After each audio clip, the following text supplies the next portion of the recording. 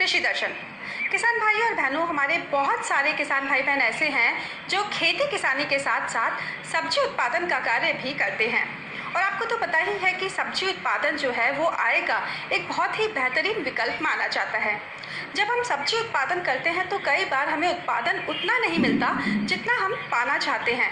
तो ऐसे में सामने आता है कि कुछ कारक ऐसे हैं जो सब्जी उत्पादन को प्रभावित करते हैं और वो सब्जी उत्पादन को ज़्यादा होने नहीं देते। तो ऐसे कौन कौन से कारक हैं जो सब्जी उत्पादन को प्रभावित करते हैं, आज हम उसी के बारे में चर्चा करेंगे। आज हम जानेंगे प्रभावित करने वाले कारकों के बारे में और साथ ही साथ हम इनको नियंत्रण में कैसे करें। और इन तमाम बातों पर जानकारी देने के लिए आज हमारे साथ जुड़ेंगे हमारे आज के खास विषय विशेषज्ञ डॉक्टर उदय भान सिंह।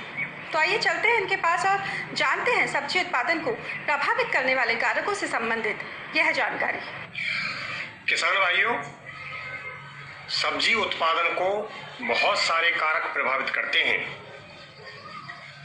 जैसे खेत की तैयारी, अच्छी किस्म का बीज, सिंचाई, संतुलित खाद एवं उर्वरक, कीट एवं बीमारियों का नियंत्रण।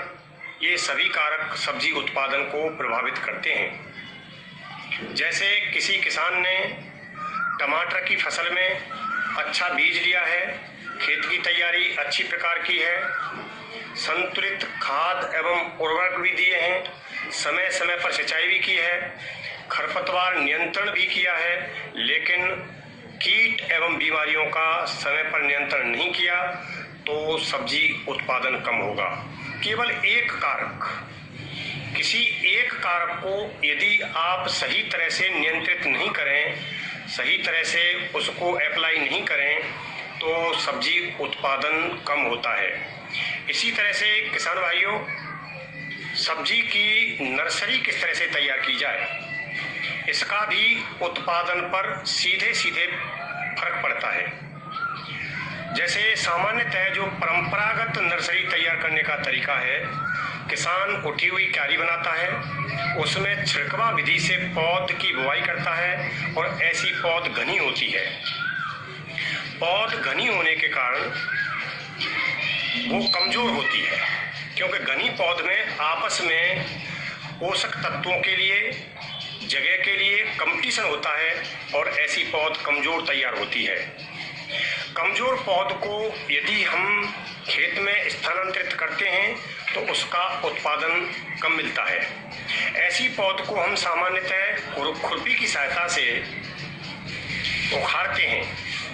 तो खुरपी की सहायता से जब पौध हम उखाड़ते हैं तो पौधों की जड़ें टूट जाती हैं और ऐसी टूटी हुई जड़ों वाले पौधों को यदि हम खेत में स्थानांतरित करें तो ऐसे पौधे इस सर्वाइव करने में, यानी सही वृद्धि प्राप्त करने में 2-3 दिन लगा लेते हैं।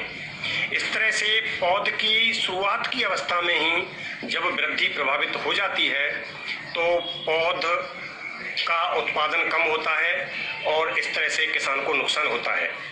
हमने कृषि अनुसंधान उपकेंद्र पर पौध तैयार करने का तरीका बदला, यानी कि नर्सरी तैयार करने का तरीका बदला। एक तरीका तो ये घनी पौध तैयार करने वाला है, दूसरा तरीका उसी किस्म के बीज को हमने लाइनों में बोया, क्यारी में लाइनों में बोया, 2-2 इंच दूर लाइनों में, और लाइनों में भी एक एक पौधे को करीब 2-2 सेंटीमीटर दूर डाला।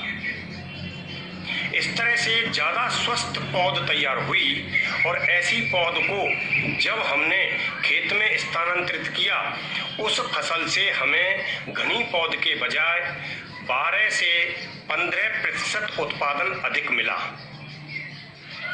यानी कि हमने पौध तैयार करने के तरीकों को बदला। पौध को छिड़कवा विधि से बोने के बजाय हमने लाइन में बोया तो हम 12% उत्पादन अधिक प्राप्त कर लेते हैं। तीसरा तरीका, हमने पौध को प्लग ट्रे में तैयार किया। प्लग ट्रे का मतलब है कि एक ट्रे होती है जिसमें खांचे होते हैं। खांचे जैसे हमारी 110 खांचे वाली ट्रे आती है, करीब 80 खांचे वाली भी ट्रे आती है, अलग अलग साइज की ट्रे आती हैं। उन खांचों में हमने साधारण मीडिया के बजाय, यानी कि मिट्टी और गोबर की खाद या कंपोस्ट के मिश्रण के बजाय हमने उसमें आर्टिफिशियल मीडिया जैसे कोकोपिट या वर्मीकुलाइट मीडिया को प्रयोग किया। ऐसे मीडिया में पौध ज़्यादा अच्छी वृद्धि करती है और स्वस्थ तैयार होती है। इस तरह से एक तो एक एक खांचे में जब एक एक पौध तैयार हुई तो हर एक पौध को इंडिविजुअल रेस्पॉन्स मिला और ज़्यादा अच्छी पौध तैयार हुई। जब ज़्यादा स्वस्थ पौध तैयार हुई तो उस पौध को यदि हमने खेत में स्थानांतरित किया और उससे जो फसल मिली उससे हमारा करीब 25 से 28% उत्पादन अधिक मिला इन कंपैरिजन टू, यानी कि जो हमने घनी पौध तैयार की थी, छगमा विधि से पौध तैयार की थी, उसकी तुलना में हमारा 25 से 28% उत्पादन अधिक मिला।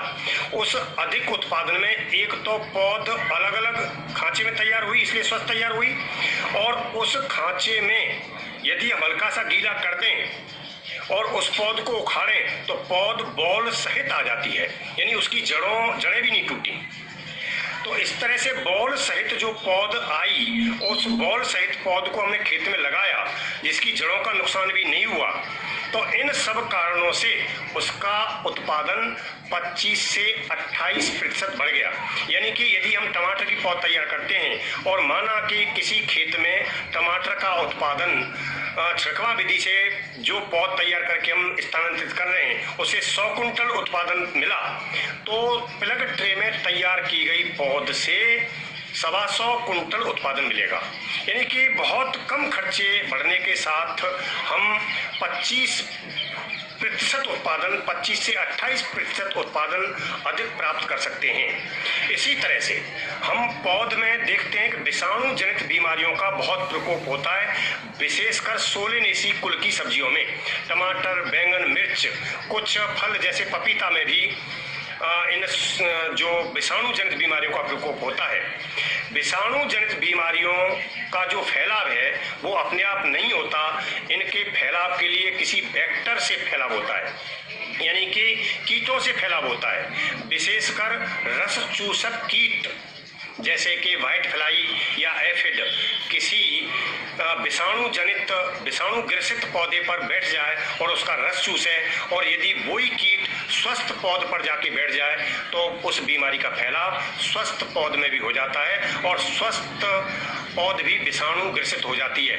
और जब नर्सरी में ही पौध विषाणु बीमारी से ग्रसित हो गई तो बाद में उसका कोई उपचार नहीं है। इस तरह से हमारी, जिसको हम पत्तियों का माथा बन जाता है, पत्तियां छोटी हो जाती हैं और उत्पादन में बहुत भारी असर होता है। तो इस तरह यदि हम इस बीमारी को रोकने के लिए विशेषकर बिना दवाइयों के प्रयोग किए हुए, आजकल ऑर्गेनिक खेती का जमाना है, हम ये रिकमेंड करते हैं कि पेस्टिसाइड या इंसेक्टिसाइड का प्रयोग किए बिना बीमारियों की हम रोकथाम करें। तो इसका एक उपाय है कि यदि हम बिना कीटनाशी दवाइयों के प्रयोग किए यदि विषाणु जनित बीमारियों से रहित पौध तैयार करना चाहते हैं तो उस नर्सरी को, हम जिस नर्सरी में पौध तैयार कर रहे हैं उस नर्सरी को 40 मैस के सफेद रंग के एग्रोनेट से ढक दें। यानी कि वो एग्रोनेट क्यारी से करीब 3-4 फुट ऊंचा रहना चाहिए। इस तरह से यदि हम 40 मैस के सफेद रंग के एग्रोनेट से ढक देंगे तो ऐसे एग्रोनेट में कीट नहीं प्रवेश कर सकते। जब कीट ही प्रवेश नहीं करेंगे तो फिर विषाणु जनित बीमारियों का फैलाव नहीं होगा।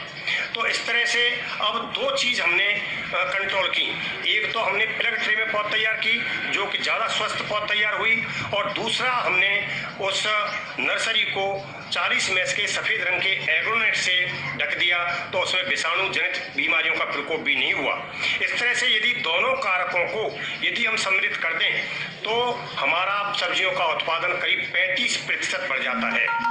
तो ये छोटी छोटी तकनीकें हैं जिनसे हमारी सब्जियों का उत्पादन बढ़ता है। किसान भाइयों, जो पौध तैयार हुई है उस पौध को आप हमेशा शाम के वक्त लगाएं, क्योंकि कोई भी पौध जब शाम को हम लगाते हैं तो वो ठंडे मौसम में लगाते हैं, और जैसे हमने शाम के वक्त लगाई तो रात भर में उसकी जड़ें स्थापित हो जाती हैं और पौध की मोर्टिलिटी रेट कम होती है।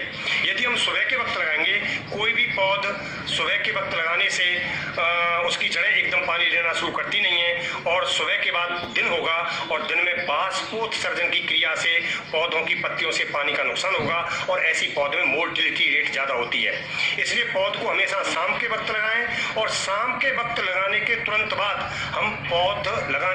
बाद हम सिंचाई भी करें। और सिंचाई की सुविधा नहीं है तो इसमें किसी मग की सहायता से या डिब्बे की सहायता से पौध लगाने के तुरंत बाद उसमें पानी दे दें, तो ऐसी पौध की मोर्टिलिटी रेट कम होगी और ज़्यादा स्वस्थ पौध और मोर्टिलिटी रेट कम होगी तो निश्चित रूप से ऐसी तकनीकों से हम सब्जी का उत्पादन बढ़ा सकते हैं। किसान भाइयों, इन छोटी छोटी तकनीकों से आप सब्जी का उत्पादन बढ़ा सकते हैं। ये मैंने आज नर्सरी की तकनीक बताई, ये प्लग ट्रे की तकनीकी और आपके जो एग्रोनेट लगाने की जो तकनीक है उससे आपका 35% उत्पादन बढ़ जाता है। धन्यवाद। ये लो